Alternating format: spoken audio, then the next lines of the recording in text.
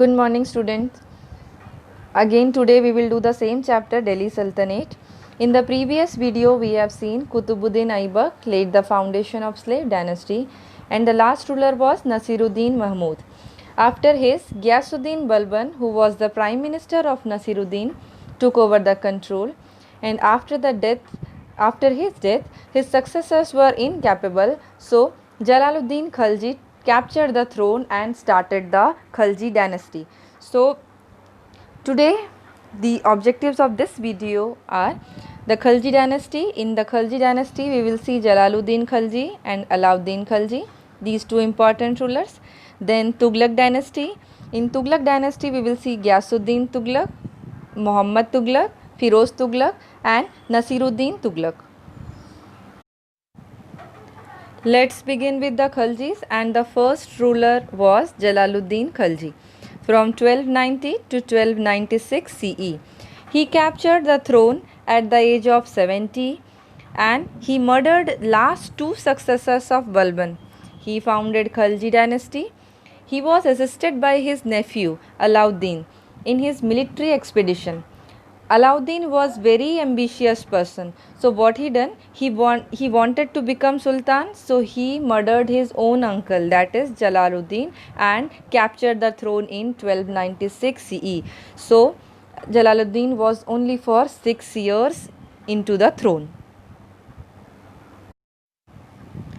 Alauddin Khalji. He was a brave general and skilled administrator. Like the Alexander, he also wanted to conquer the whole world. So he captured in the north, he captured Gujarat, Ranthambore, Chittor, Malwa, Marwar, and in the south, Devgiri, Warangal, Madurai, and a number of states. To safeguard the Sultanate, he had a well-trained and well-equipped army. His soldiers were paid in cash and were given many other facilities to strengthen the army.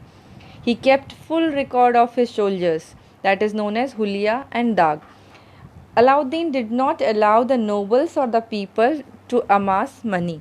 He did not tolerate the interference of religious leaders like ulamas and mullahs in the administration. He organized an effective and efficient system to control the revolt against him. He is famous for his economic reforms. Alauddin has set up some economic reforms for better administrations, and they were: he fixed the maximum retail price MRP of goods of daily use. He also introduced grain storage and rationing system. Then different markets for different commodities. Severe punishment were given to the cheaters who buy who means for the traders who weighing less and giving the less amount quantity to the buyers.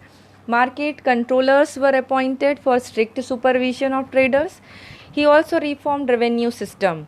The land revenue was fixed according to the size of land holding, and the state share was fixed at 50% of total produce. But here the life of Hindus was miserable because they had to pay more taxes as comparison to the Muslims.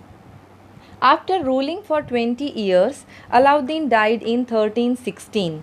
His successors could survive only up to 1320 CE. The last ruler of Khalji dynasty was Khusro, and he was defeated and murdered by Ghazi Malik, who took over the name of Ghiyasuddin Tughlaq and became the Sultan in 1320. So next we'll see the Tughlaq dynasty. In the Khalji we have seen two important rulers. One was the founder, another one was the economic reformer. Now next is Tughlaq dynasty. Ghiyasuddin Tughlaq, he founded the Tughlaq dynasty. He rose from an ordinary position to high position of governor of frontier province. He was a great warrior and an able administrator. He consolidated all the scattered sultanate and restored peace and order in the country. He was a kind ruler and he improved the condition. He wanted to improve the condition of peasants, so he withdrew some of the taxes which were earlier imposed on them. He died in an accident when means it was an accident when he was welcoming, and that pandal set a fall on him, and it is said that it was a conspiracy hatched by his own son Juna Khan. So after him, his son Muhammad Tughlaq, whose name was Juna Khan, took over the control. So Muhammad Tughlaq, Juna Khan Muhammad bin Tughlaq became Sultan in 1325 CE.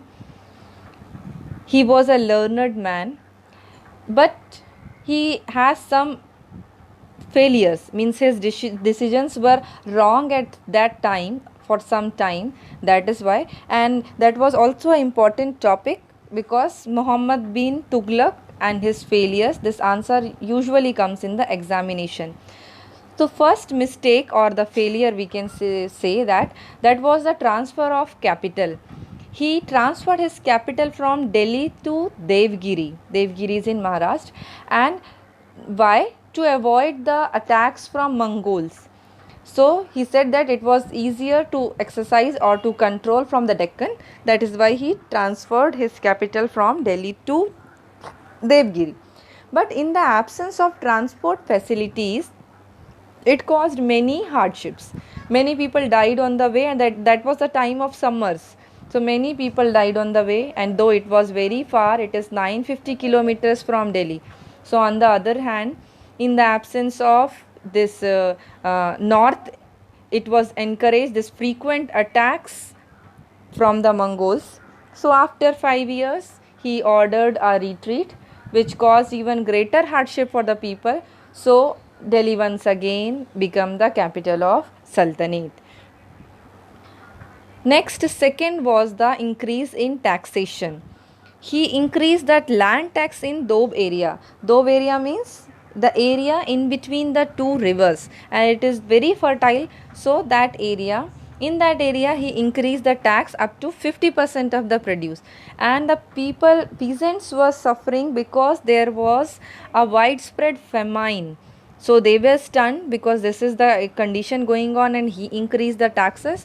So farmers gave up the cultivation, and again the project was failure. So he withdrew his order and even helped the farmers to resume the cultivation. Third is the issue of token currency. He issued token currency of copper instead of silver, means thus instead of silver coins he issued the copper coins. And though copper is very easily available material, so it increases the circulation of counterfeit means fraud coins. So it increases that fraud coins which he had not issued. So in that condition, again he has to withdraw his order and ask the people to exchange their coins with silver coins.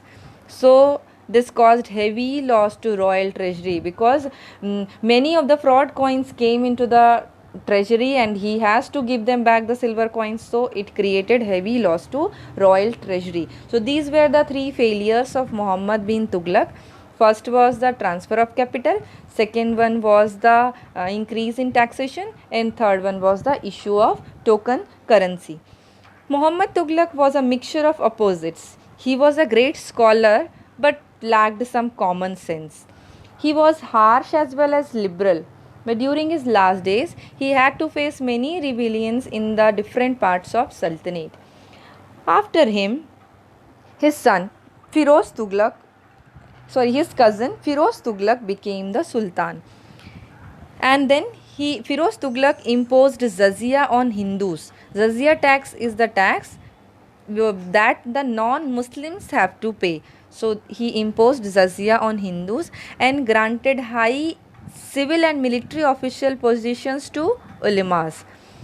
Then he made many reforms, because you have seen this, the people they were not happy with the order, means with the decisions of Muhammad bin Tughlaq. So he made many reforms to redress the grievances that the people had against the Muhammad Tughlaq. So he constructed many canals and tanks. The old tanks were repaired. Land revenue was reduced. Markets were opened to sell the surplus products. New coins of smaller denomination were also introduced. He opened schools and gave grants to the scholar to promote literary activities. He helped the poor Muslims. He led 1200 fruit gardens around Delhi and founded some new cities like Hisar, Jaunpur, Firozabad, Firozpur, etc. He got Sanskrit texts too translated into the Persians. Next is the Nasiruddin Tughlaq. He was the last ruler of Tughlaq dynasty. During his time, Timur Lenk invaded India and took away a large amount of wealth. So he also took with his, and he also took many of the Indian artisans also, because that creativity they have. So he took many Indian artisans for decorating his own capital at Samarkand. The Sultanate only up to 1412 CE, after the Timur's invasion, till Nasiruddin died. Later it got divided into many small kingdoms. Then Daulat Khan, an Amir, was appointed as the ruler of Delhi. So after this was the two important dynasties after slave dynasty, that was Khalji dynasty and then the Tughlaq dynasty. After that there was a pause, means for some time Sayyid dynasty ruled over our country. After that Lodi and the last dynasty of the Delhi Sultanate ruled. We will do this Lodi dynasty in the next video.